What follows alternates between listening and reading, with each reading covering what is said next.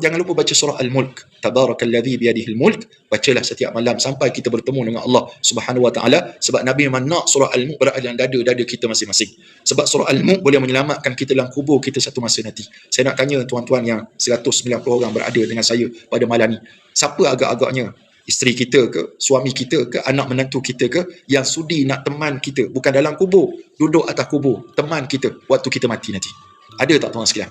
Anak kita, menantu kita, suami kita, isteri kita, yang mana kalau kita mati nanti, dia duduk atas kubur kita, bukan masuk sekali, duduk atas kubur, teman kita selama-lama tak ada. Tapi Nabi SAW sebut fil Quran, dalam Quran ada satu surah 30 ayat, dia boleh selamatkan seseorang itu daripada azab kubur, dia boleh selamatkan seorang itu daripada fitnah kubur. Wahya tabarakalladzi biyadihil mulk, iaitu surah Al-Mulk. Saya tanya sekali lagi, tak ada siapa yang sudi bersama kita waktu kita telah mati nanti. Isteri saya pun takkan ada atas kubur, sebab isteri kena ada dekat rumah, sebab dalam iddah. Anak saya mungkin tak ada lah, tuan-tuan Allah, mereka sibuk dengan urusan anak isteri mereka masing-masing. Adik-beradik saya mungkin gitu juga, takkan ada, tuan-tuan Allah Subhanahu wa taala, kecuali yang tinggal kita dan amalan kita saja. Kita nak ukur macam mana amalan kita, ukurlah dengan apa yang kita buat sekarang ni, adakah dapat menebus daripada seksa kubur. Kalau kita selamat dalam kubur, maka selepas tu akan lebih mudah lagi.